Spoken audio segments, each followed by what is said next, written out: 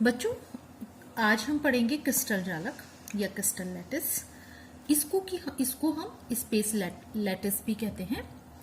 इसकी परिभाषा मैं आपको बता रही हूँ, पहले इंग्लिश में ही बता देती हूँ बेटा। Regular arrangement of constituent particle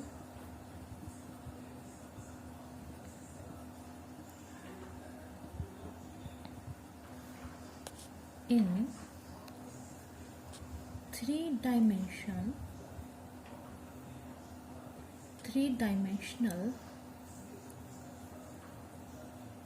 arrangement is called crystal lattice.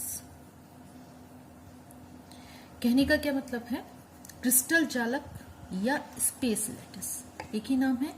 Regular arrangement of constituent particle. Constituent particles मतलब अवयवी कण, अवयवी कण जिससे कि मिलकर हमारा क्या बना हुआ है? ठोस बना हुआ है, जो सॉलिड बना हुआ है, चाहे वो हमारे कण अणु है, चाहे परमाणु, चाहे आयन, कुछ भी है, उनके three dimensional state, three dimensional arrangement यानी एक्स एक्सिस, वाई एक्सिस और जेड एक्सिस। ठीक, थ्री डायमेंशन में उसके अरेंजमेंट को regular arrangement of constituent particle in three dimensional arrangement is called crystal lattice, है ना। क्रिस्टल लैटिस कहलाता है या क्रिस्टल जालक कहलाता है। ठीक है, अब हम यहाँ पर इसके तीन एक इम्पॉर्टेंट कैरेक्टर्स इसके पढ़ लेंगे। इसमें सबसे पहला है लैटिस का प्रत्येक पॉइंट या बिंदु जालक बिंदु कहलाता है। मान लीजिए एक हम जो हमारी लैटिस है, इसमें कोई भी बिंदु है, वो बिंदु क्या कहलाता है? क्या कहलाता है? बिंदु या जालक बिंदु कहलाता है।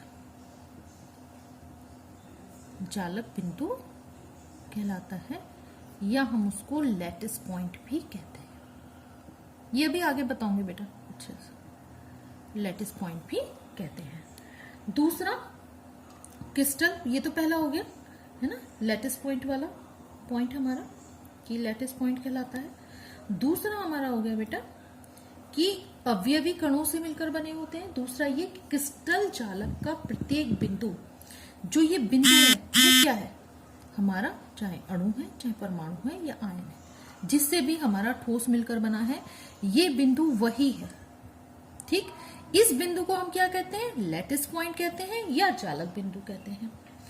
और यदि हम इन बिंदुओं को, मान लीजिए हम इस तरह से बिंदु लगाते जाते हैं, ठीक, और ये बिंदु हमने इस तरह से लगा दिया बीच में, तो यदि हम इन बिंदुओं को, lattice points are joint by straight lines, है ना, यदि हम इन्हें एक सीधी रेखा के द्वारा जोड़ें तो ये हमारी लैटिस की ज्योमेट्री को व्यक्त करता है। इस तरह से मान लीजिए हम इन्हें सीधी लाइन द्वारा जोड़ देते हैं तो ये जो बिंदु होते हैं वो हमारी स्टेट की लैटिस को इस तरह से व्यक्त ज्योमेट्री को, सॉरी, लैटिस की ज्योमेट्री को या ज्यामिति को व्यक्त करते हैं या ज्योमेट्री को व्यक्त करते हैं। तो तीन क्रिस्टल जालक के मेन पॉइंट्स हो गए। प्रत्येक बिंदु क्या कहलाता है? जालक बिंदु। ये जालक बिंदु क्या होते हैं? अणु, परमाणु या आयन होते हैं। और तीसरा, यदि हम इन पॉइंट्स को एक स्ट्रेट लाइन के द्वारा जोड़ते हैं तो वो हमारी लैटिस की, क्रिस्टल लैटिस की ज्योमेट्री को व्यक्त करते हैं। अब हम ये यहाँ पर आगे बढ़ेंगे कि क्रिस्टल लैटिस आखिर बनी हुई किसकी होती है। तो बेटा क्रिस्टल लैटिस, मान लीजिए क्रिस्टल लैटिस की जो बेसिक यूनिट है ना, जैसे हम जानते हैं, वो क्या कहलाती है? एकक कोष्टिका। एकक कोष्टिका, जिसको कि हम क्या कहते हैं? Unit cell. इंग्लिश में इसकी टर्म है यूनिट सेल। अब वह सबसे छोटी इकाई, यूनिट सेल यहाँ पर क्या हो गया?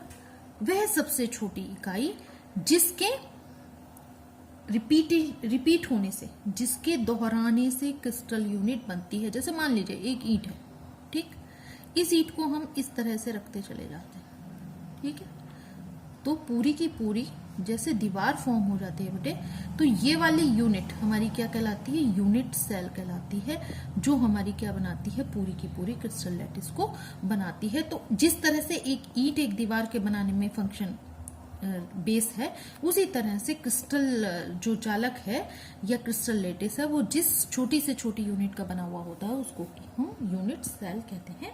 और इसको, एक यूनिट सेल को हम एक इस तरह से व्यक्त कर सकते हैं क्यूबिक फॉर्म में।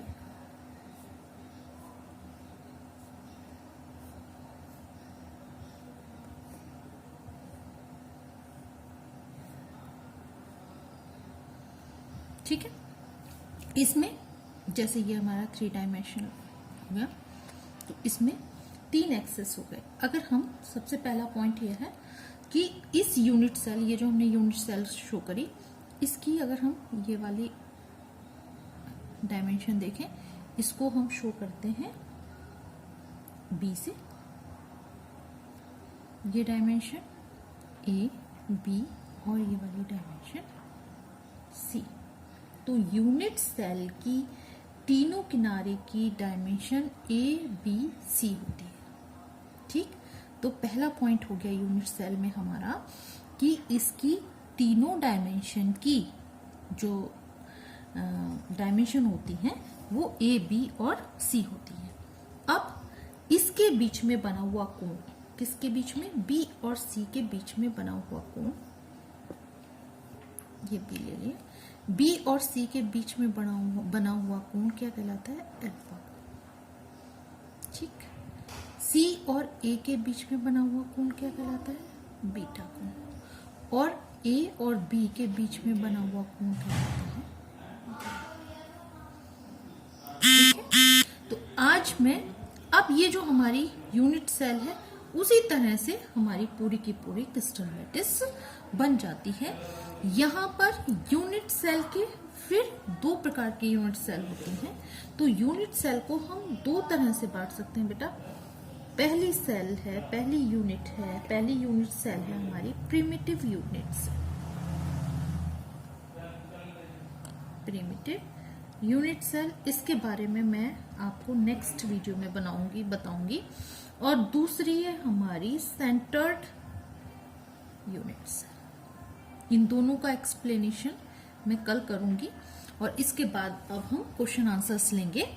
तो यूनिट सेल हमारी फिर से देख लीजिए, प्रिमिटिव यूनिट सेल और सेंटर्ड यूनिट सेल। इसके फिर कई प्रकार हैं, और ये सेंटर्ड यूनिट सेल 3 प्रकार की हो जाती है ना। इसके बारे में हम नेक्स्ट वीडियो में डिस्कस करेंगे।